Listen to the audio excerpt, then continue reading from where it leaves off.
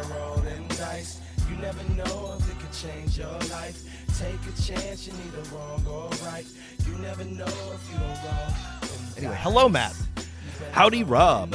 Welcome, everyone. It is another episode of Dungeon Master of None. I'm Dungeon Master Matt. And I'm Dungeon Master Rob. And today we got a little grab bag, a little bit of this, a little bit of that. It's been a while since we've done news, been a little while since we've checked in with our games, and a little while since we've done a reading series. So we got a little bit of everything for you tonight. But all the stuff you love, no, the stuff you don't. How's your games going, Rob? You know, summer is a funny time for everybody in Portland because the weather is so bad. The rest of the year, everyone kind of goes feral. So most of my games enter a kind of hiatus or just disappear entirely. But I have, again, this was deliberate. This is my deliberate plan. My Mothership game is holding together, my open table Mothership game, because I have spread... Has the player's ship still held together, or is Not... that old bucket of bolts? So far, just barely. But yeah, because I have spread the net wide enough and I have a big enough group, we can usually scramble together a group, and so that's been going great. We've had our first couple of gruesome deaths, and everybody is really into the whole... yeah, you're going to die this session type of thing, and I'm getting to really throw all of my favorite sci-fi tropes at them your brain is just sci-fi tropes. It is. Wiki.com. It really is. It's just every resonant crystals and cannibalistic space marauders and alien plants and so on and so forth. I got just... all day, every day, I just doodling in my little Mothership notebook, whatever horrible thing is going to happen to them next. The weird plant is such a good sci-fi thing, or even in fantasy, just because players don't know what to do with the plants immediately, right? I do love an evil or a malicious or a scary plant. That's the fantasy or sci-fi. I think there's just a lot of it's a rich vein. Mothership is such a fun game. I have not progressed beyond the one-shot stage, but that's okay. That's okay. The persistent world is proving a little tricky, actually. I think the game is designed best for one-shots or for short adventures. Your players are not expected to survive or gain wealth. There are rules for that in the Warden's Handbook, but I'm finding some of the numbers are requiring some tweaking.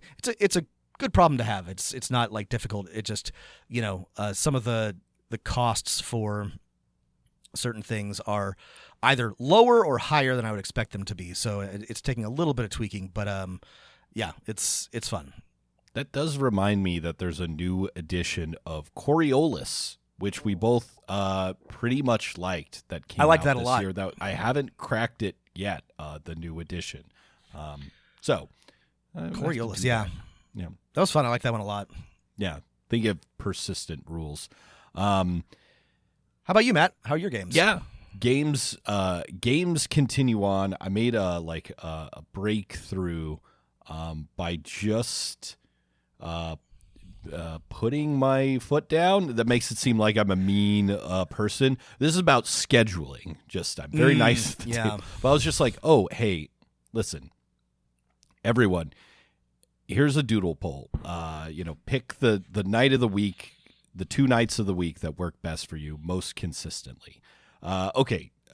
So all right, only 60% of the people responded to my doodle poll. Time to just, text everyone individually.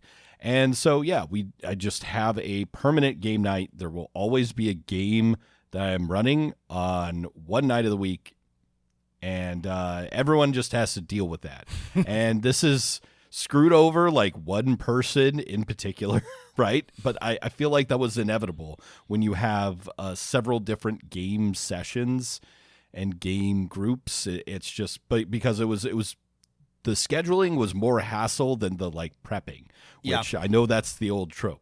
So I just went with this is the night Matt runs games. If only 2 people show up, we'll play. If only one person shows up, we'll play Kill Team or War or something. But so far that hasn't happened yet. Yeah, this is what happened to me. I feel like there's a stage in every DM's life where you just have to you have to exert your iron control over the schedule because it's been a disaster for me. That's why I switched to the open table format for the Mothership game. I was like, whenever I feel like it, I'm going to run a game, and it's usually the same night, but sometimes it's not. And if you make it, you make it. If you don't, you don't. And well, I'll put in the plug for you to try the single night. The single night, really, we're creatures of habit. It's like going to church. You just know that's true. It's happening on true. Sunday morning, and on the rare time that it's canceled, then you just stay in bed. That's true. So maybe take it's like right, the famous story of Barack Obama's clothing, right? It's like someone just has the next suit lined up for him because it just takes that one less decision away from the fancy CEO. So be Steve Jobs, always wear a stupid black turtleneck. And that's true. I ended up actually right before we called, speaking of games, I have already broken my rule in that I'm also running something on Sunday night, but I'm prepping this was like kind of a joke for us, but the joke has become real. Prepping like the Fifth Wing Powder Mage / Comedy of Errors or Comedy of Manners romance military game. It's probably just going to be a one shot unless it's not. That sounds fun. Yeah. I'm also trying. I actually haven't figured out what I'm gonna actually do for the one shot, but I have two groups that are interested in a Daggerheart one shot. I'm trying to find a time and also figure out like what I'm gonna do. But I'm excited to give that a shot this summer. These are both groups that like D&D, and I think I can sway them to the light side, to the whatever the light and dark side. That's right. Duality. The side of fear and hope. Yeah. Yeah. So I'm very excited about that, but it is. Yeah.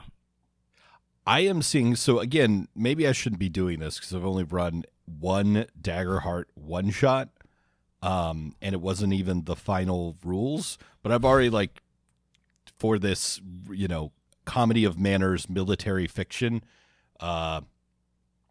tweak the system incredibly. Hey, it's just like, here are your characters. Here's your dragon bond power. Here are the spell cards you can choose from. Here's where in society you can be from. The Daggerheart card creator is pretty nice. I mean, honestly, you could put any trait on any piece of paper, but just having it on the card seems cool. Yeah, we didn't talk about this much, but the card creator is great and it allows, I think, for really easy modification and homebrew. The Daggerheart subreddit is going nuts with it already, but it is something that we didn't mention in our review that is actually really cool. It's really easy to make these cards. It's easy to make things for the system, unlike 5th edition D&D, because there's nothing that says a class or a domain can only have so many things, so you can just make a new one. I think the Darrington Press people have already released 4 playtest classes, which is that's a lot considering the glacial pace of other system developments, right? Those are getting close to Paizo numbers for extra character options. Yeah. Well, you don't have to use them, but yeah, it can get unwieldy. These past couple months in gaming, especially with the new schedule thing, have reminded me of the benefit of having a large variety of one-shots in your pocket, right? Here's a Dungeon Crawls Classic one-shot. Here's a Mothership one-shot, because if I have a night where I only have 3 people and they usually don't play together, and it's okay, we can't run my Star Trek game, we can't run my D&D game.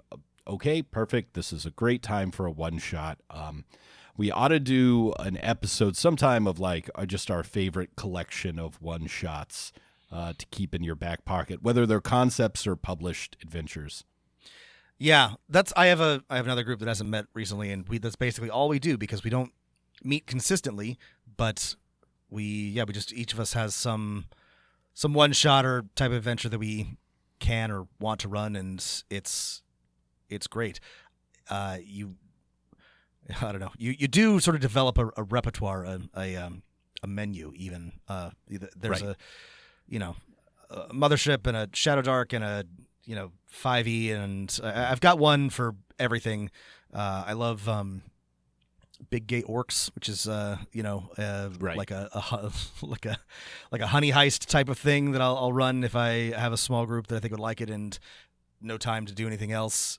But yeah, it's really good to have something ready to go, and there's a lot of really good ones that are easy to run with no prep. Yeah.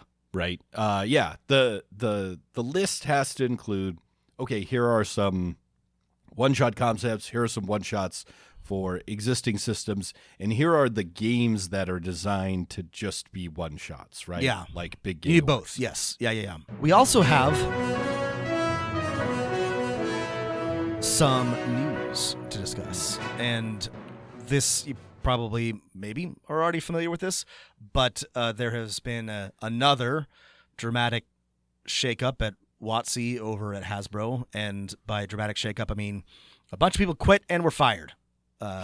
Which is something that happens with alarming frequency now. I am every time this happens, I'm like, oh, there's still people there. Everybody I knew got fired, but now I think actually everyone I know has actually quit or gotten fired from Wizards. I don't know that there's anybody left whose name I know at Wizards of the Coast. Yeah, I think the context here is important. So obviously the 50th anniversary of D&D has came and gone with the new edition fanfare, and that the people who have been on, either since the late 90s or early aughts have, for the most part, been like, hey, we were, planning on retiring or quitting, doing something else with our lives besides this one massive multinational corporation job. It's time to retire, right? And so, like, the big retirements are Chris Perkins and Jeremy Crawford. The interesting wrinkle in this is that Jeremy Crawford and Chris Perkins were immediately snapped up by Darrington Press, where they are now employed contributors. Both, I think they are actually like full-time employees. So they have taken their talents to there's basically, I don't know, two places you could go. It's Paizo and I think now Darrington Press, which is I'm very interested in this. It seems very. How do I put this in a way that, look, this is what like a corporation would do, right? You would poach your competitors' talent after they grow tired of working for your competitor. This happens all the time in Portland. Adidas and Under Armour are run largely by people who quit Nike to go to a, I don't know, smaller, more agile place where they could, be fawned over. I don't know. But I mean that in a good way. I mean, this is a smart move. I do generally like what Jeremy Crawford and Chris Perkins have done. I think they're good designers. I'm very curious to see what their influence and impact is at Darrington. I mean, Chris Perkins was, pretty influential on me as a dungeon master. I don't know if any of our listeners are old enough to remember this, even though it's not that long ago. But, he used to write a column in the, fake online or dungeon magazine that was also published on WotC's website back when they published articles about the game and real web 1.0 era, called the Dungeon Master Experience. In the Dungeon Master Experience, he talks about his campaign setting, Valorane, which we reviewed on a very, very early episode of this podcast, and I like a lot. I thought it was a very tightly written, interesting Arthurian campaign. I think I've always liked Chris Perkins' design and what he talks about. If you've never, if you're bored and just want to read, it's half Table Tales, half Dungeon Master. Here's the takeaway from tonight's session. You should, if you Google Chris Perkins Dungeon Master Experience, you can find some fans have loved it so much they've compiled it into a 400-page PDF like with illustrations because it's not on the WotC website anymore. But yeah, there's there's a lot of great stuff like from world building. Most of the column is about a campaign set in like a pirate dragon isles with dragons and pirate dragons. It's a cool campaign setting, and a lot of the rules advice is very specific to 4th edition. But most of the advice is not centered around rules. It's on creating cool moments and, responding to player desires and character growth and, all the typical dungeon master things. And so, but glad Chris Perkins has found another job because I've really appreciated his dungeon master advice over the years. Also, he helped invent actual plays. That's a pretty big deal. That's right. That is right. That is important to remember. I know this was ages ago and before the ones that are really popular, but yeah, Chris Perkins was one of the first to really do the thing. So it's not just Perkins and Crawford, the kind of faces of the company. I really believe the only one left from their generation is James Wyatt, who did a lot of work for 3rd edition and some on 4th edition, but he then transferred to the Magic the Gathering. He's back at WotC. One of the only names I really recognize, except for people who have worked on other games like Paizo games who are at WotC. But yeah, a bunch of people were also just fired, like Todd Kernick, Kendrick. And I think a couple VPs. It seems like Hasbro's doing a huge round of downsizing. Yeah. But the other, so that's the context. Downsizing, a bunch of stuff just came out. There's a big lull. Good time to retire / cut people. The question though is is D&D not being successful right now with the launch of the new project? I think it's impossible to know. Anyone who says they know whether it's super successful or not successful is just guessing. Yeah, it is just guessing. I have read from some sources that it sold very well, and by all accounts it did. It doesn't really seem to matter. Even if it did sell well, that may not be enough to satisfy the ravenous maw of Hasbro, so who knows? They are supposed to be releasing a bunch of books. We have been given a pretty, not a schedule, but a list of things to come, and I'm just very curious who's gonna put those out. What are they gonna look like? Who's working on those? We'll see. I don't know. The WotC publishing schedule is pretty sparse for this year. In a month or two, we're going to get a starter set. And then later in the year, I believe we're getting a Eberron book. Yeah. Eberron, Forge of the Artificers. So, yeah. We'll see. Also in the news, the Matt and Rob news. The news that is relevant to us. We're going to GenCon, which is short for Geneva Convention. The Geneva Convention. Matt and I have been charged with war crimes, is what we're trying to tell you, and yes. We're being called to... I just got that. No, we are going to be at GenCon this year. It's a wargaming convention, and they called it the Geneva Convention because it was in Lake Geneva, Wisconsin. But it also relates to the rules of war. Matt, I actually think you might be giving them too much credit. I think this is a clear joke. But yeah, Matt and I are going to be at GenCon. Thank you to all of our listeners, supporters, and patrons for making this happen. We're very excited. If you're there, come find us and say hello to us.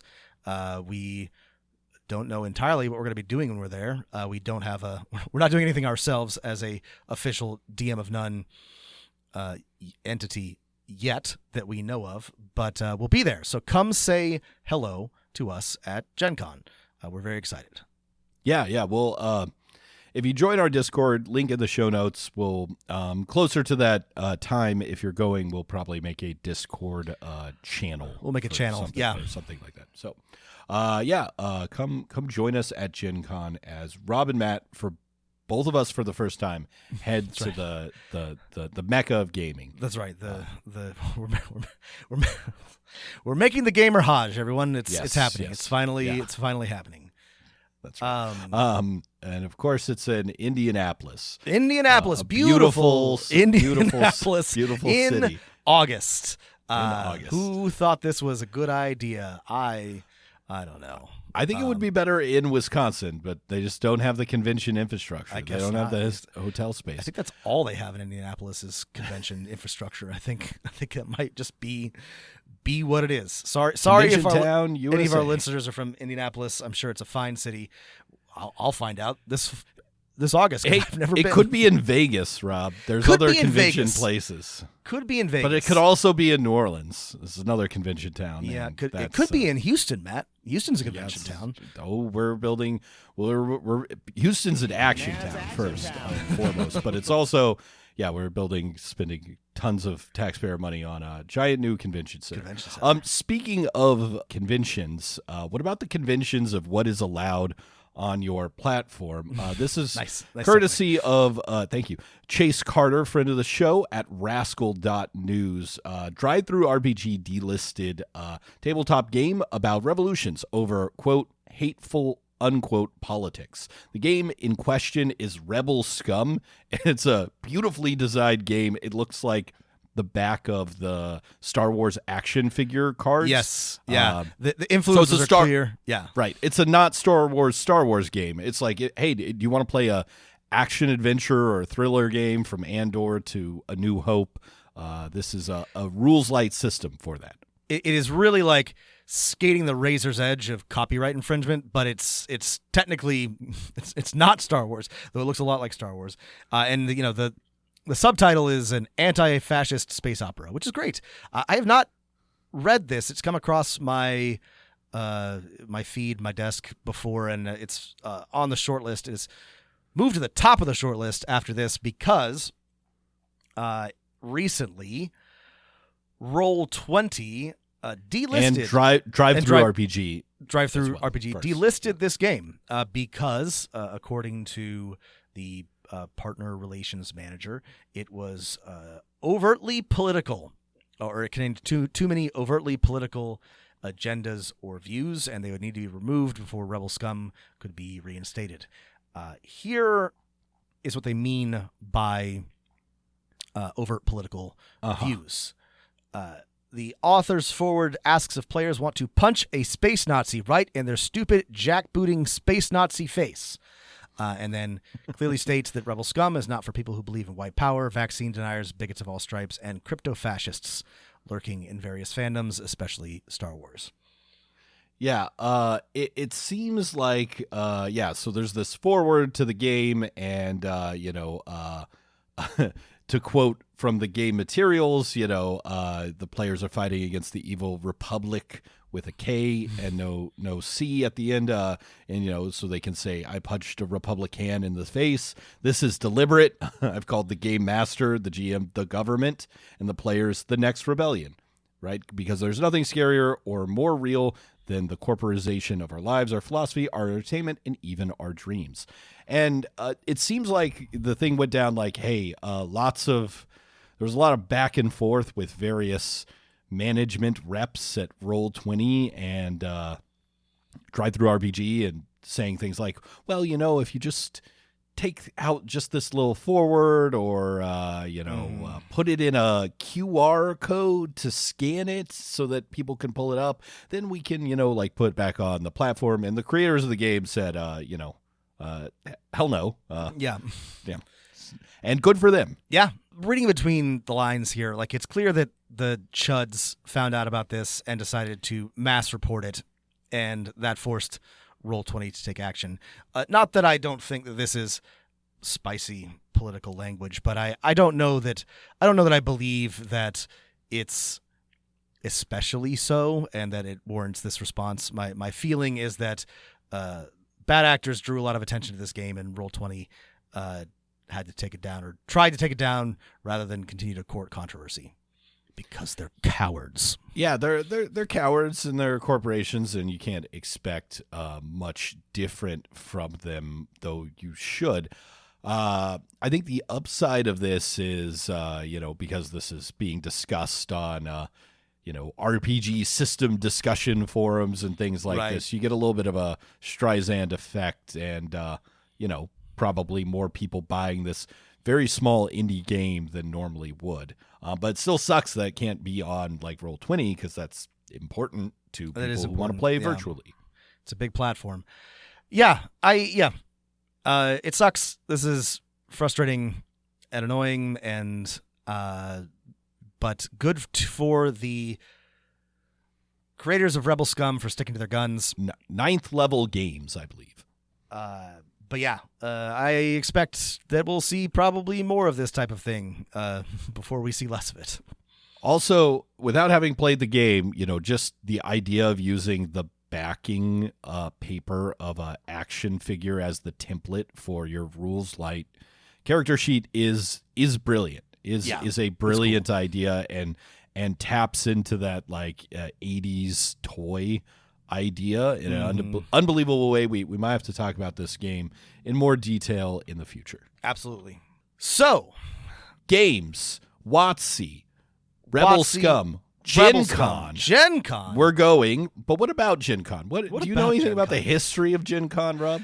I don't. Are there know any problems with GenCon? But luckily for me, Gary Gygax is here. A wizard to guide our way. to tell us about the history of GenCon. We have a very special reading series for you listeners from the archives of Dragon Magazine, a guest editorial by Gary Gygax himself. Matt, would you like to describe, this is my favorite part, describe the cover of the Dragon Magazine in question, if you can see it?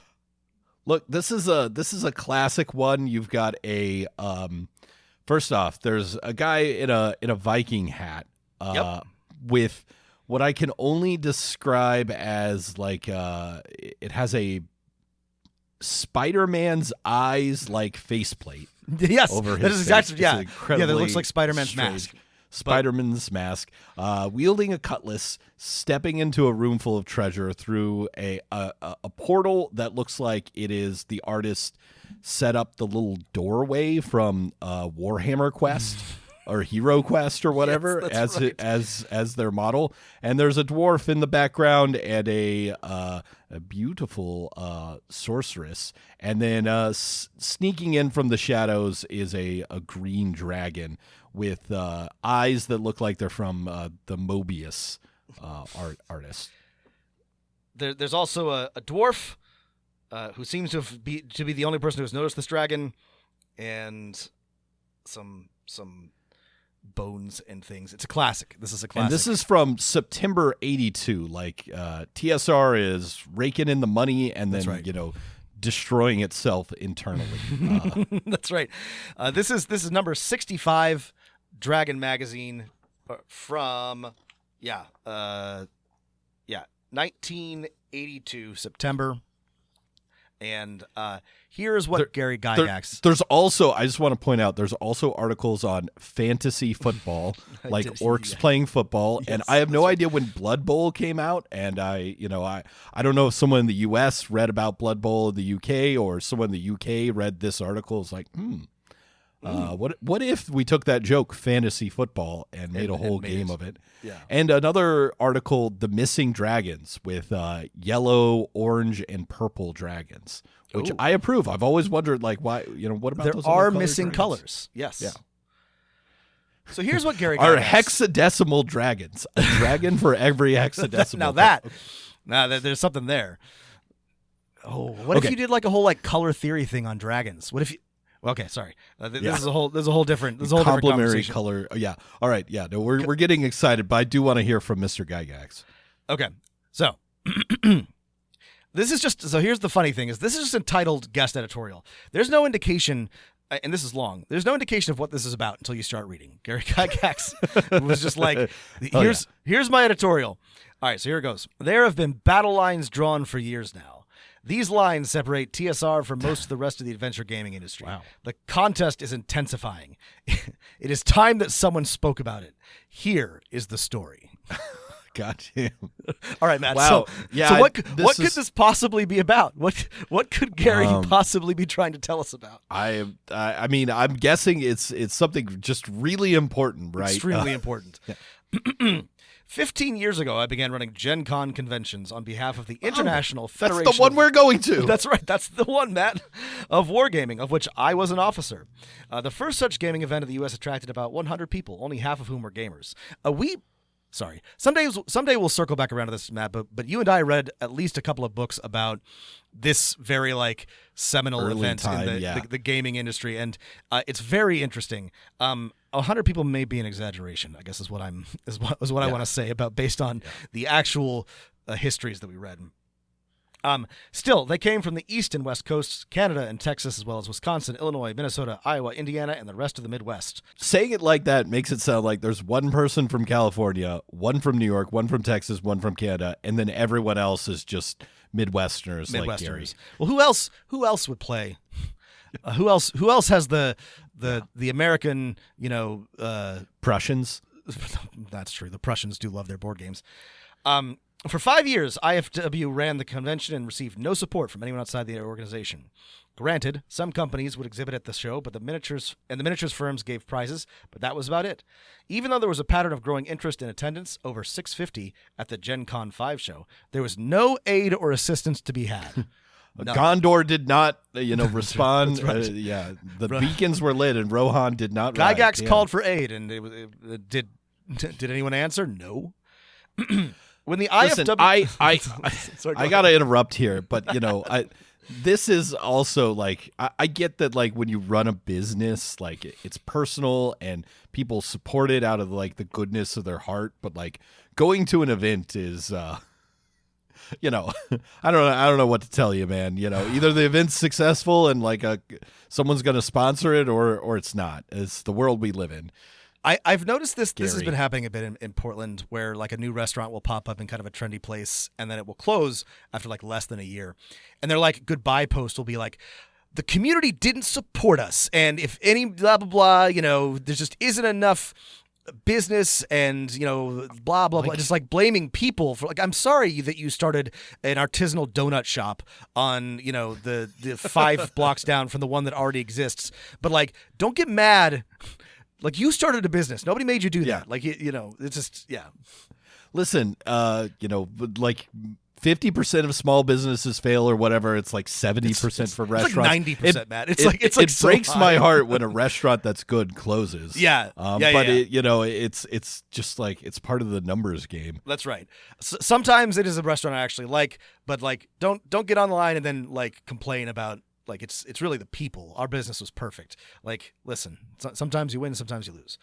Speaking of losing, when the IFW folded, our local group took over. The GenCon 6 convention was run by the Lake Geneva Tactical Studies Association with the support of many gamers and other small clubs. As usual, the convention was a success, with gamers coming from all over the nation. A fair number of firms exhibited, and more than 700 gamers were there to buy their wares. From number 7 on, TSR was a part of the show. All right, subtext that's incredibly obvious. It did even better when I was in charge. That's right. Feel free to read into. Gary is not a subtle man. No. The management of GenCon conventions was assumed by TSR with a mixture of pride and duty, Matt. We were Sure. We were proud that so many gamers supported the event. The sense of duty arose from, by the way, there's a ton of misspellings in here. From this support of our fellow game hobbyists, the LGTSA co-sponsored number 7 with Tactical Studies rules. By 1975, most of the old club members were either part of TSR Hobbies Incorporated, gone from the area, or out of gaming for a time. TSR then took over sole responsibility for the convention, and the show has been a part of the hobby scene ever since. Mm-hmm. The GenCon 8 show had a competitor. Dun dun dun. The first Origins convention was run in Baltimore that year. It is probable that Avalon Hill noticed 2 things. First, GenCon attendance was growing, and the gamers loved it. Second, TSR was growing because of hobbyist support, and the convention seemed to be a strong part of our growth. Thus, gamers suddenly had 2 conventions to choose from. GenCon, with a history of 8 solid years of service to hobbyists from all over the North American continent, was passed off as a miniatures gathering of a regional nature. Origins, brutal. The gaming public was told was a national convention featuring board games. The attendance figures for both events in 1975 were about the same. Despite the heavy touting put behind Origins, it drew perhaps a couple hundred more than did that year's GenCon convention, possibly less, but the lines were drawn. You love a writer that'll throw in, it had more, but it was possibly less. But maybe it was less. The lines were drawn, in fact, on what seems to have been a purely commercial basis. The GenCon convention, having been a service to hobbyists for years, was called a mere regional, miniatures-oriented, and amateur-sponsored event. He puts all this in quotes, by the way. This is now the second time. It's also the same thing as the last paragraph. I thought you were rereading the same paragraph for a second. He said it twice now. Origins asserted itself as a national and professional. After all, Avalon Hill was behind it. Avalon Hill is one of the very early war games publishers, like 1950 war games. Yeah, if you're not familiar. So regardless of whether or not that makes them right in this equation, they are professionals. Like they are,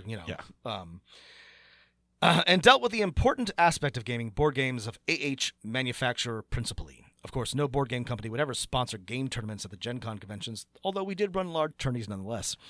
The part I like about this paragraph, Matt, is that Gygax is suggesting that he is not a man who is interested in commercial success. That he doesn't care. He would never stoop so low as to run a commercial convention. It's just like this is right. I guess his argument is like, oh well, Avalon Hill's got their little in-house board game convention that promotes their stuff specifically. Well, I mean, I have no evidence one way or the other, but did TSR, which by this time is producing I'm sure it wasn't small games, not promoting those? But let's not pretend like GenCon wasn't a great place for TSR to sell TSR chainmail and wares. Anyway. Faced with such stern competition, GenCon conventions did what they were not supposed to do. They grew bigger, better, and more famous. Suddenly, Origins began advertising its brand of gaming awards, the Charles Roberts Awards.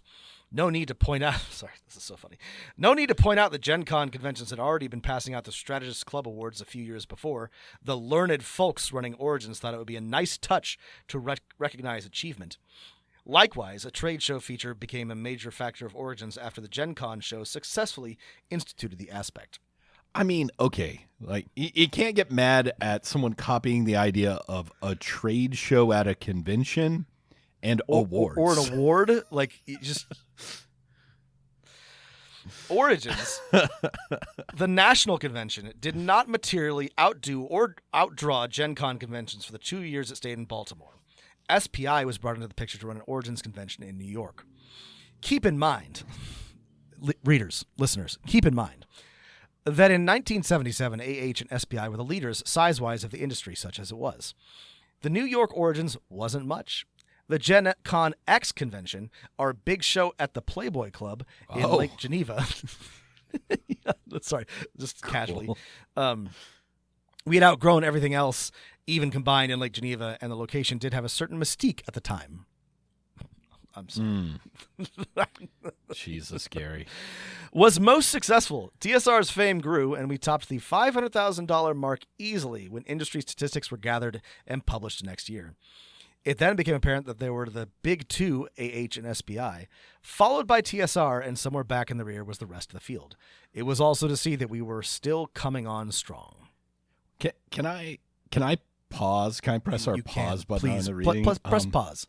I'm just trying to put myself in the mind of like a teenager who's picked up Dragon magazine at the comic book store. Is like, oh boy, I can't learn to read about the new colors of dragons, and then you accidentally start reading guest editorial, and it's like listening to like someone being like, and I would have won that race too if the crooked judge had not thrown out all those ballots. And you're just like, what are you talking about? Someone who's faced some disappointments in life is really bitter about it. I don't want to skip over Gygax's arguments, I guess we'll call them, grievances. No, continue. But there is a call to action here. There is a reason why this is in this magazine. I mean, it's mostly... it seems to bitch, but there is actually like a thing here. Anyway, play. Press play again. Unpause. I'm gonna skip ahead because there's like a lot of this, and he goes through all the like New York, and all of this is very funny. But we're gonna be at this for a long time. Origins is now. He talks about the growth and trying to find sponsors. Anyway, Origins is now a feature of the association known as Gamma. Avalon Hill, that is the game manufacturers association of America. Avalon Hill and most of the remainder of the industry belong to this association. Since the association's sole function seems to be the sponsorship of Origins, TSR does not belong to Gamma. TSR does belong to the Hobby Industry of America Association. We will be pleased to join any association which presents a broad spectrum of game manufacturers, such as Parker Brothers, Atari, Milton Bradley, Mattel, and so forth. Assuming that such an association would be formed to promote the whole spectrum of games to both the trade and the general public, TSR would give it full support. I'm blown away that the Hobby Manufacturers Association still around? Still exists. Meanwhile, No. It was the Hobby Industry of America Association. I don't think that still exists. No, never Hobby mind. Industry of America Association, HIAA. Meanwhile, there is no reason for Gamma, as it does nothing but attempt to sponsor an event which was formed to compete with the GenCon show, lessen its repute, and seemingly teach TSR where we belonged. That lesson is clear, and we are pleased that all of you feel that while we deserve to be where we are. That all of you feel that we deserve to be where we are. Meanwhile, most of the Gamma membership does not support GenCon efforts anywhere. Some are openly hostile to GenCon gatherings. Some appear to work sub rosa against these events. Others of Gamma refuse to mention anything about any GenCon convention. Gary has completely lost any pretense of neutrality and is just, spewing bile. The beginning of this, it was like, here's a history lesson why ours was also big too. Now it's like, they're specifically Origins is out to destroy me, out to get us, out to get me. Thus, the lines are drawn. So we're finally now we're finally learning what exactly it is that he's fucking talking about.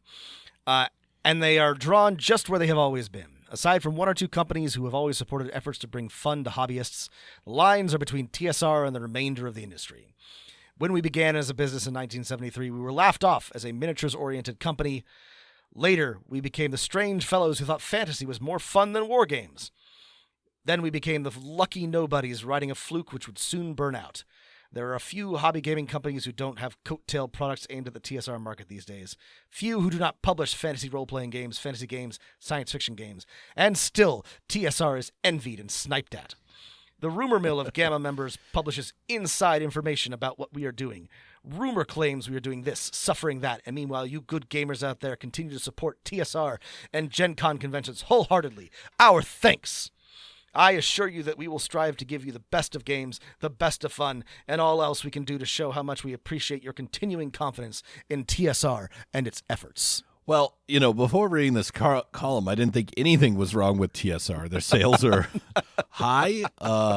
They're making a lot of products. But now that Gary's talking about rumors of confusion and suffering, TSR and disarray. I'm starting to get worried. Yeah, methinks the fellow doth protest too much. The chip on his shoulder is just honestly like astonishing. Like, holy shit, man! Like, what is your you're more successful than any like single game design. Like, there's no one who made a war game. No one at Avalon Hill, no single person at Avalon became Hill a millionaire. Yeah, is wealthy. You are wealthy, Gary. Even at this point in time, because of TSR. What are you mad about? Don't worry, we'll find out because there's more. There's a lot more. Is the point of this never become successful? Yes, just like clearly drives you insane. Yeah, not prepared to become successful. Yes, I think fame is not good for most people. There are some people who it clearly like drives to like absolute madness. Like this is Elon Musk level megalomania. Like it's a good thing that like Gary didn't have Twitter because if he had, like, he would have gone off the fucking rails. But he did have a platform in Dragon Magazine. Guess so we have a little bit. I feel so bad for the editor. It's just the editor. Hey, listen, Gary is running this. There's nothing you can do. There's nothing you can do. The gist of the matter is now at hand. Origins is not the bed of roses TSR's competitors thought it would be. We know from running scores of conventions over the years that it takes time, manpower, and money to run a fine convention. Sure, that's true. That's true. Conventions are not a source of money to those who run them. Yes and no. Mostly true. They are a drain. A convention can only be viewed as worthwhile in terms of service to hobbyists and as a publicity vehicle. The latter only if major media attention is gained by the event. TSR runs its conventions as a service to gamers with a goal of making them break even financially someday. That way we can help to sponsor more of them. We gain publicity through other means. We advertise and promote to find new gamers. Look, listen, small conventions are not going to make anyone any amount of money. But this also seems like a skill issue with Gary. It is a skill issue. It's like, furthermore, you get. I'm sure GenCon today makes a ton of money. It makes a ton of money. I'm don't sure believe Board Game Geek Con makes a ton of money. I'm sure PAX makes a ton of money. Lots of these conventions make money. I don't believe for a second that GenCon wasn't at least somewhat profitable. I do not believe that Gary would have done this out of like the goodness of his heart. You know, I fully believe that at this point GenCon was making enough money that it was worth doing, which is why he's mad about this, because it could be making more money. I could see the argument that Gary would, continue running something that didn't make money just because hundreds of people show up to maybe that's true. That's true. He did love to be the center of attention, so it is possible that it wasn't profitable. I'm not convinced that that it isn't like a good business venture at this point. Anyway, it would seem Gamma members view conventions as another thing entirely. Could it be that they thought of Origins as a source of cash from sales to conventioneers? Do they view exposure to media and to gamers at an Origins event as means to build their companies? In my opinion, this seems the likely answer. Yeah, sure. Why wouldn't they? What's wrong? Why else would the competition between Gen Con conventions and Origins be so strong? Unless the events were regarded as profitable in terms of dollars and publicity, why make a battleground out of an area where dedicated gamers are being served? So... Wait a second. Are they being held on the same weekend? No, I don't think there's I think they're only a battleground in that they are both conventions. I don't know that there's any real problem here, except I don't know, maybe in the 70s most people could only go to one convention. Though that's kind of the truth now. I don't know that that's all that different. That doesn't mean that if somebody starts local conventions, another across convention the country that's in competition with you, do you think the Comic-Con people are sitting there just grinding their teeth about PAX or GenCon or DragonCon or Emeralds Comic Palooza? Probably not. All the same people go to those things. Right. This is bizarre. Anyway, it is really bizarre. It's the insert the speech from There Will Be Blood, oil. Right. I have a sickness in me, DH. I want there to be only me and no one else. I mean, that's what we're seeing here. This is megalomania. TSR does not think that Gamma serves the adventure gaming industry because Origins does not serve the hobbyist. TSR now is the sort of the royal we. It is Gary Gygax is TSR is Gary. Rather than promote local conventions, Origins comes into various portions of the nation and kills local convention efforts. It does not serve the majority of gamers. It does not help the industry. TSR is not and will not in the future be a part of Origins. The competitors and detractors of TSR have chosen to make conventions the battleground. In order to answer this challenge, TSR has taken the only course open to us. We will no longer attend Origins. No. Furthermore, I am now asking that you not support Origins and Gamma activities as long as that convention is treated as something other than what it should be. A fun place for dedicated gamers to gather and enjoy the play of games. TSR promises to make the Gen Con conventions better than ever, and we ask that you show your support of our efforts by attending them rather than Origins. We will assist groups in running local conventions so that the solid annual events can be established. This builds our hobby and serves the gamers. We will promote and advertise such events. This builds our hobby and serves the gaming community. We will sponsor tournaments and award prizes to winners. This promotes excellence of play and rewards dedication among gamers. Without our tournaments, people will be playing board games and war games and role-playing games sloppily. We're right. raising the bar. Okay. We will send our employees to assist with conventions, and we will send top personnel to meet hobbyists. This is a service. I will say, like, it is nice if you go to a convention and whatever, like, publishing company has sent a rep to, like, run some games. Yeah. Again, it's a thing that, like, most game companies can't afford to do. The ones that can, it's usually successful, and I am sure it maybe helps their bottom line in the long run, but it's one of those iffy things. It's PR, like advertising. It's marketing. It's sales. You know, and it can. I've had fun when, like, a Mayfair rep is here and they're running the new game from Mayfair. Oh, that's great. There's more ranting. I'm going to try to bring this to a close, though. This is likely to be the last thing you will read about the whole matter from TSR. That's almost certainly not true, but I haven't gone back to check. Yeah. It needed to be brought out in the open so that interested gamers would no longer need to wonder what was going on between TSR and the rest of the industry. Now you know. TSR plans to go on running as many conventions as it possibly can. We will co-sponsor and assist with as many others as our resources permit. We will do so in service to the hobby as a way of expressing our sincere appreciation for years of loyal support from all of you. In my opinion, Origins and its supporters see the conventions as a battleground, a place to stamp out TSR once and for all. So, I mean, if they really wanted to do that, why would they let TSR run games at Origins? It seems like you're the one who's quitting.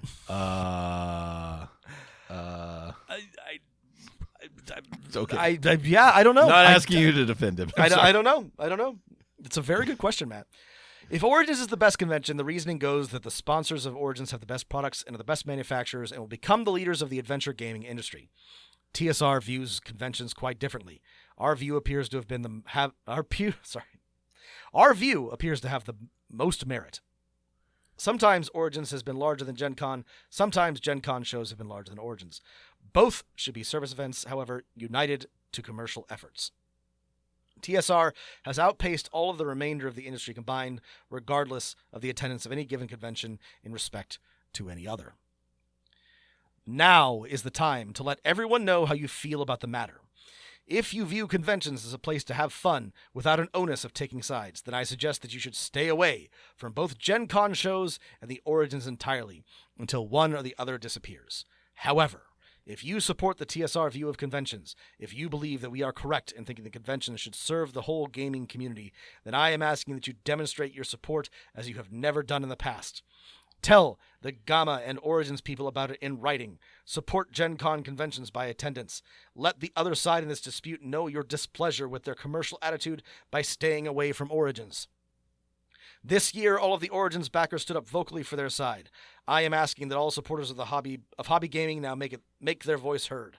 I believe it is a matter of principle, and I am certain that you can make a difference if you so desire.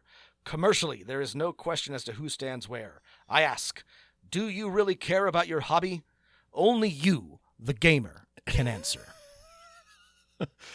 Gamers rise up. They're a more powerful political force than ever. What other group has, a mind for diamonds and charted epic adventures looking for hidden treasure, battled space aliens? Yeah. That's right. Gamers rise up is what Gary Gygax has to say. So here's the funny thing, listeners. Here's the really funny thing, is that 6 years after this article was written, Origins and Gen Con were combined into a single convention that was held in Milwaukee.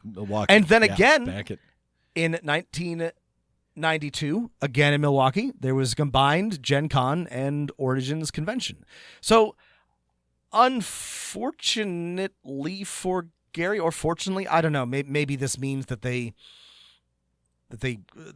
succumbed to the power of his argument and became a more gamer-friendly event. But I don't think that's what happened. I don't think that's what happened. I'm sure it was just an off year in the industry, and we don't have enough resources. Let's just combine these. But maybe there's a deeper story to this. I guess the other funny thing is, here's my one and only Gen Con knowledge, which is the GenCon is bigger than Origins today. It is. It's much long bigger. after Gary's leadership. Congratulations, Gary. You did win technically. Yeah, and I think it's owned by Peter Atkinson, the guy who was like the WotC CEO pre Hasbro, because when they bought TSR, they also bought GenCon, and I guess bought it personally, sold it off to him personally. It wasn't part of the sell to Hasbro, and GenCon is just run by its own company now, GenCon LLC. So yeah, it is kind of funny. Like at the time, I know that there were not anywhere near as many conventions, and that they were small and probably intimate and different. But there are obviously areas where an obvious competitor or a clear competitor springing up is perhaps, warrants a response. But when it comes to conventions, especially if they're not being held at like the same time, it just means the hobby is growing. It just means that, it just means the thing is popular. Like it's really not in competition or direct competition. It's a weird thing to get mad about, I guess is really my takeaway. Yeah. Do you think that like every time do you think like when like Chaosium popped up, or when, I don't know, when the first edition of Cyberpunk came out, that like Gary was just like grinding his fucking teeth because there was another How RPG dare they like do hobby. the same thing? They didn't come to him and kiss his ring and like ask to be published at TSR. It's out of a sickness. Yeah, it's there to be only me. It does also remind me, bringing this back to like Peter Atkinson, is it impossible to be famous in the like nerd space without like things getting weird? One day we'll have to read that Salon piece, Death to the Minotaur. About, WotC's early days and its corporate culture or misculture. It's we have talked around it, but yeah, the blow up of TSR is truly one of the. Well, I was just talking about the crazy days of WotC before they bought TSR. Before they bought, how there's multiple like dramatic happenings that like by themselves are worthy of. They have been whole books, but for a hobby full of nerds that is relatively still small, just high level of drama, very, very high. Yeah. Gary, you got to get a hold of yourself, man. I reaching back through time, playing the Interstellar piano to try and tell this man to chill the fuck out. Chill out, Dan. It's going to be okay. So, yes, conclusions. We're going to GenCon. It's going to be fun. We are going to ask them what their policy is on. Again, I other than not going to Origins, I can't remember, even though we just read the things. Showing trade products with commercial. Do they feel that the convention is a place for the hobbyist? Is what we're going to ask them. Yes. All right, and then we will report back. We're going to go to the trade show floor, and we'll be like, "Why are you here?" We're going to be like Jesus in the temple with the money changers. We're going to flip over all of the vendor displays and be like, "Where are my hobbyists?" Right. First we're going to steal. Not some in my Pokemon father's cards. house. We're gonna that's year 2, Rob. First year, I've got this plan for Pokemon cards. We're gonna go. We're gonna just lift some pallets, walk by some security cameras. Right. We're gonna wear shirts too. We're gonna wear DM of None shirts. DM of None shirts, so they know who did it. That's seed money, Rob. That's seed. Right. We're gonna plant that. We're gonna grow it, and we're gonna get some followers to then go and shake up GenCon. That's right. And restore it to its humble hobbyist roots. That's right. Okay. Thanks for listening, everybody. Yeah. If you have thoughts, questions, concerns, you can always write us at dmofnone@gmail.com. If you want to support the show, you can head over to patreon.com/dungeonmasternone, or you can find us on Blue Sky, or you can join the Discord. Link in the show notes. Thanks for listening, everybody. and keep rolling them dice.